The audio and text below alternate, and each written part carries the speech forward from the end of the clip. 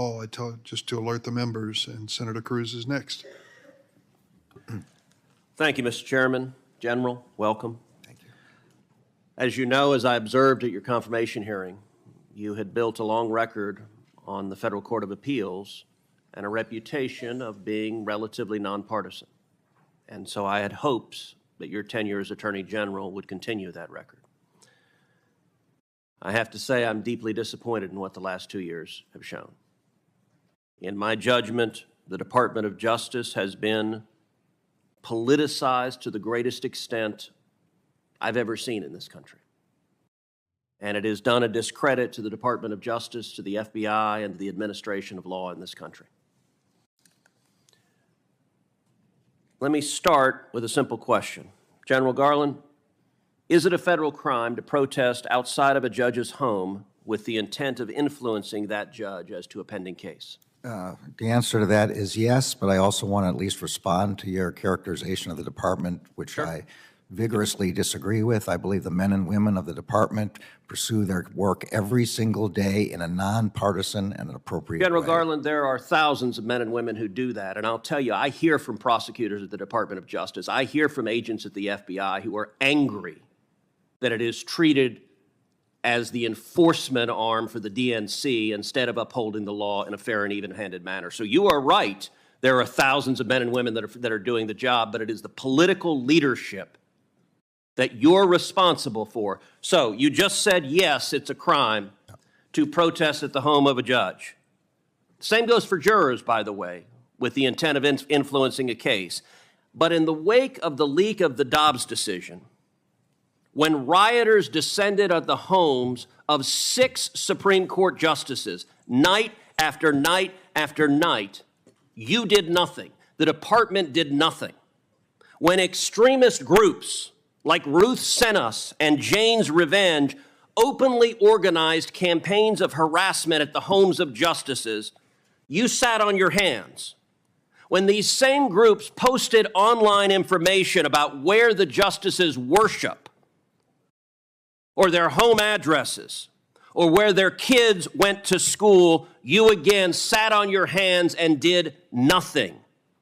Your failure to act to protect the safety of the justices and their families was an obvious product of political bias. You agree with Roe versus Wade, you disagree with the Dobbs decision, and the Department of Justice under this president was perfectly happy to refuse to enforce the law and allow threats of violence. And as you know, those threats finally materialized with Nicholas Roski, a 26-year-old man from California who traveled across the country, was arrested outside the home of Justice Kavanaugh, armed with a handgun, a knife, and burglary tools. And he said he came there to kill Justice Kavanaugh because he was enraged by the leaked opinion. Now, of course, you're prosecuting that individual for attempted murder, but did you bring even a single case to enforce this law, or did the Department of Justice decide this law doesn't apply if it's harassing justices for an opinion we don't like?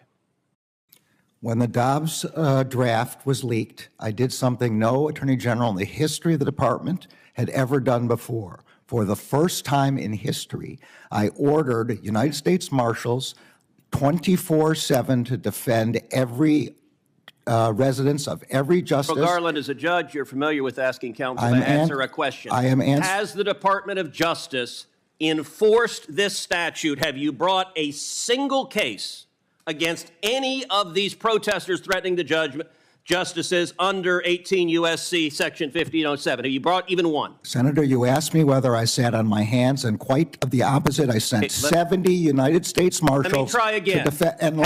Has the Department of Justice brought even a single case under this statute? It's a yes/no question. It's not a give a speech on the other things you did.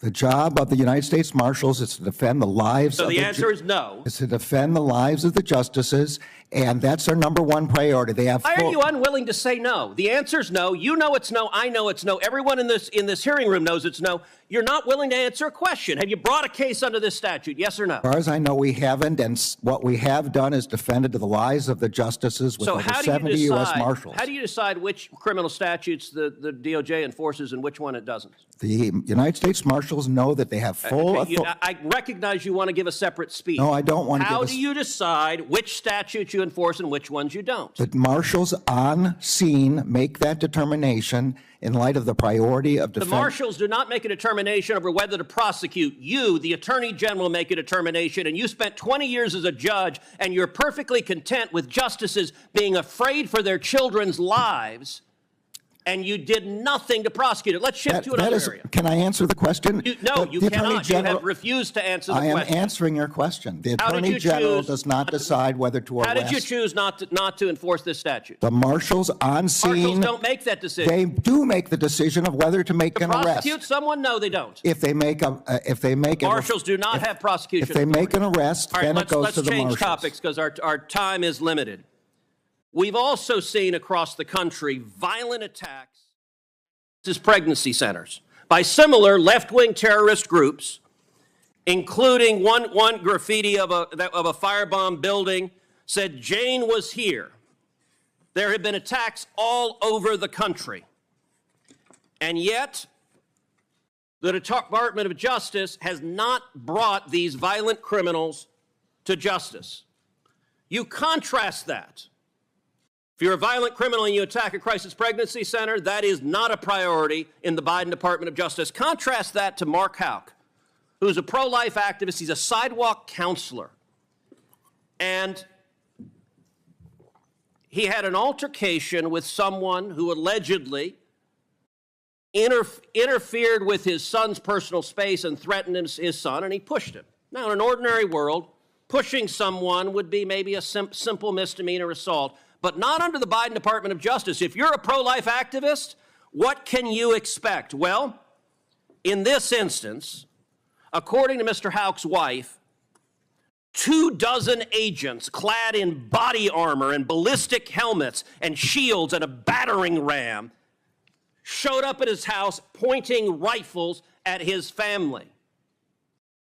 Why do you send 24 agents in body armor to arrest a sidewalk counselor who happens to be pro-life, but you don't devote resources to prosecute people who are violently firebombing crisis pregnancies? It is a priority of the department to prosecute and investigate and find the people who are doing those firebombings. They are doing it at night and in secret. So, and we have found one group which we did prosecute. You found one. How many have there been? How many attacks? There have been a lot. And if you have any information specifically as to who those people are, we would be glad. We would be glad to have that. Did you personally authorize 20 agents going to Mr. Houck's house? And he offered to turn himself in through counsel, but you didn't want that. The Department of Justice wanted to make a show of it. Did you personally authorize it? And do you want to apologize to Mrs. Houck and her 7 children for being terrorized? The decisions about how to do that are made at the level. Senator Ted Cruz just delivered a brutal reality check to Attorney General Merrick Garland, and it was long overdue. In a fiery exchange, Cruz exposed how the Department of Justice has become a partisan weapon under the Biden administration. Let's start with the facts. It is a federal crime to protest outside a judge's home to influence a case. Garland admitted that. And yet, when leftist activists harass Supreme Court justices at their homes, sometimes even posting their addresses and their children's schools online, Garland and the DOJ did nothing. No arrests.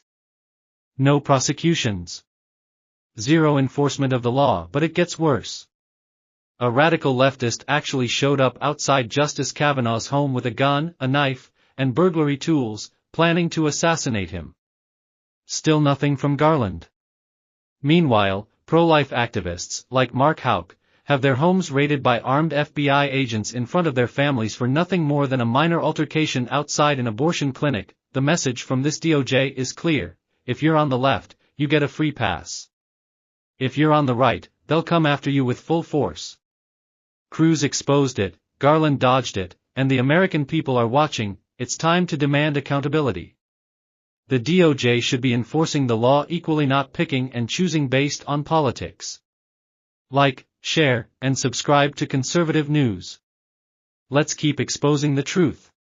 Of the FBI agents on scene. Did you know about it? I did not know about it until the way you're describing it, and my understanding is the FBI disagrees with that description. Was it a mistake? Senator's time has expired. I'm going to allow the witness to respond to any of the questions that were asked. Was it a mistake? I'm going to chair the committee, Senator. I'm sorry you're not.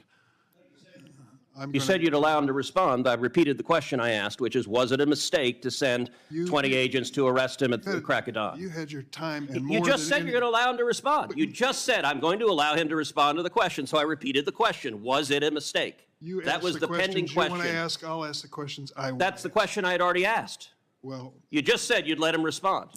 I'm going to let him respond right Good. now. Please don't interrupt him. Thank you. The decisions about